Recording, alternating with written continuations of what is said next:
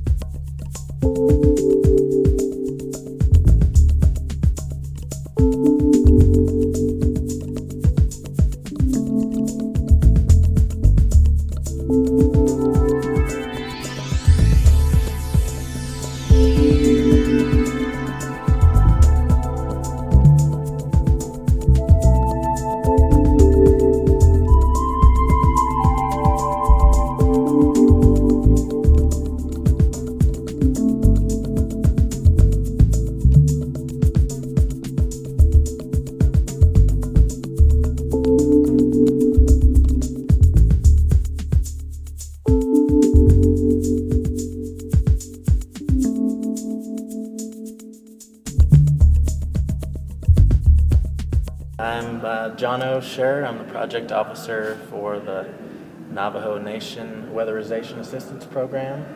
This is Vernita Sosi, the program manager, and we're out here trying to get the Navajo Nation Weatherization Program going.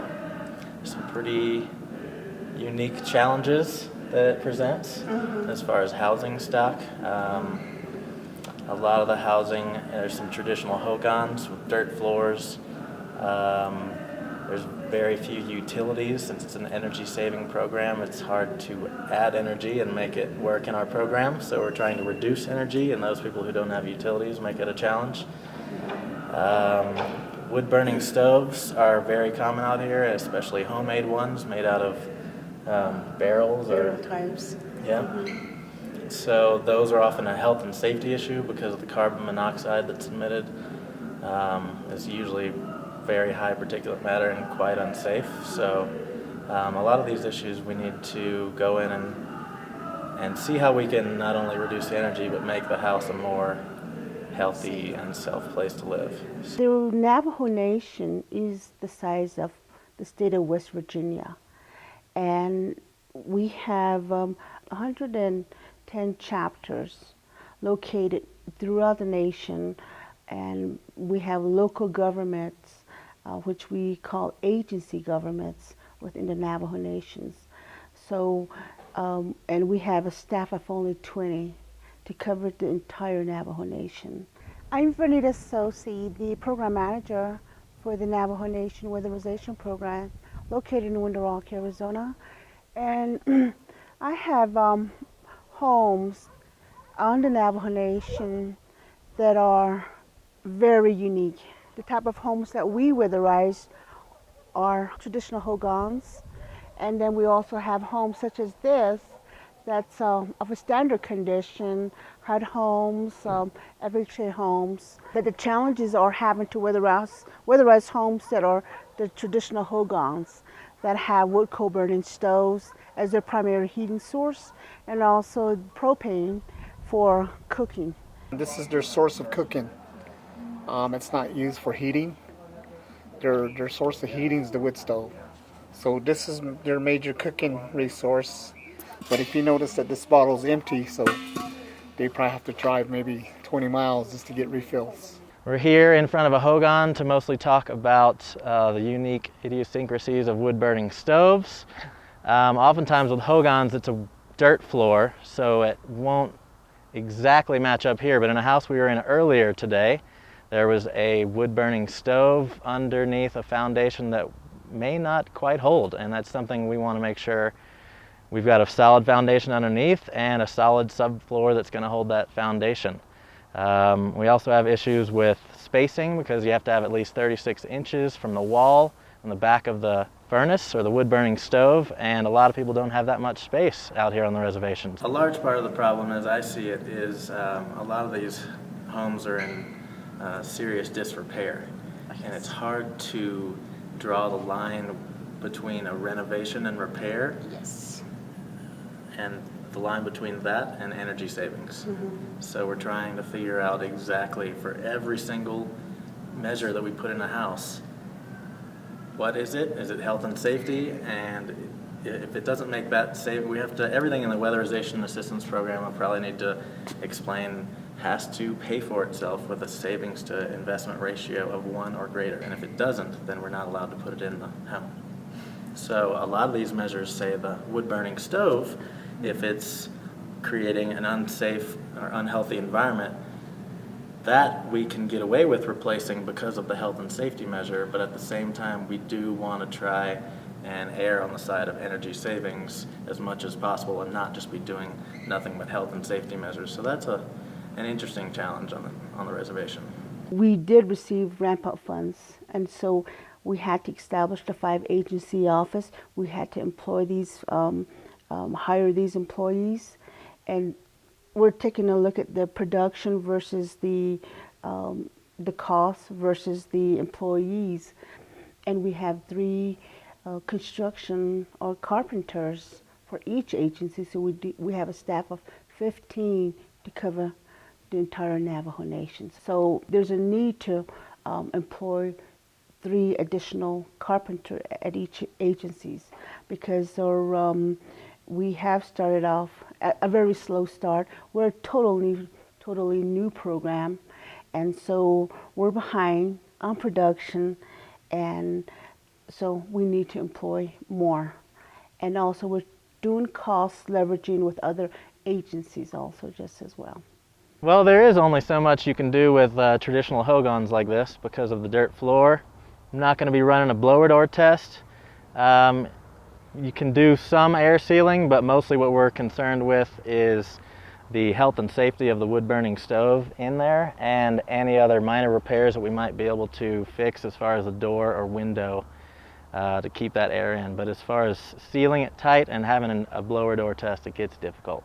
And also the remoteness of these homes. So when we began to talk about the assistance of 6500 having to travel from our central administration, which is located in Fort Defiance, Arizona, and for them to travel to assist this family might be 80, 90 miles just to reach them. And so there's limitations there. That takes away the assistance that that we should provide, with weatherization work. So one of the biggest issues there when we're not sure what we can do to a hogan is we need to make sure it's an energy related matter, and that's where we've come across what I was talking about earlier is the fine line between an energy related and a health and safety measure. And this is, if we find it and it's a health and safety measure that needs to be put in, otherwise we're leaving a home unsafe, then absolutely we need to fix that. But this is not a remediation or a health and safety program. We're not here to renovate homes. We're really trying to do as much as we can with energy. So when I mentioned the doors or the windows here, those can be both health and safety or energy related. Cultural differences that we deal with here in the Navajo Nation is, one for an example, is the language itself. We have to employ employees that are bilingual and that are also sensitive to culture,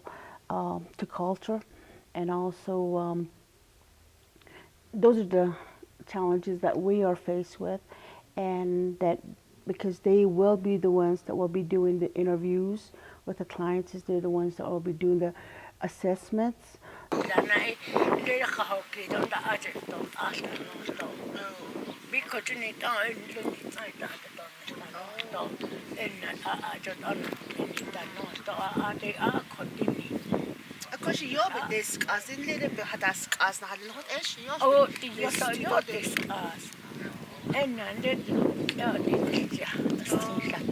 Can you tell me what she said? It's really cold even now, and because of the foundation, she gets a lot of cold draft coming through there also. so they continue to have to build a fire every day, whether it's the summer or not, because she's very cold. And she has medical conditions also, is what she's saying. It's really case by case when you get to the house, and it's gonna be a decision by the energy auditor and the inspector every single time, whether how dilapidated is the home, what are its real needs, and do we need to pass some of these things off to the HIP program, which is a rehabilitation renovation program here on the reservation. So those are the things we're running up against, and it's really case by case. Because of the uniqueness of the nation, we also have to take into consideration the again the culture of it, to where some areas were prohibited from doing weatherization work, and which the families hold sacred. One example comes to mind as far as that prohibits us, especially if it's a hogan that is used for ceremonial purposes, is, you know how they have that chimney pipes that go up for a wood coal burning stove, and it goes up and it has to remain open. And but the way we look at it from here is that it needs to be blocked off. There's a lot of heat loss going up, but then there's also reasons why it needs to remain open for cultural reasons.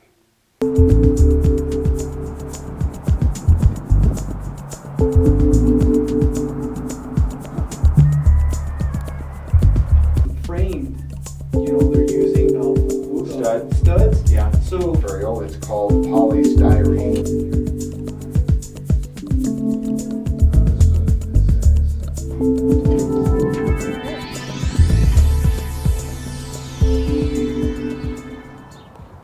Well, that's it for another episode of WxTV.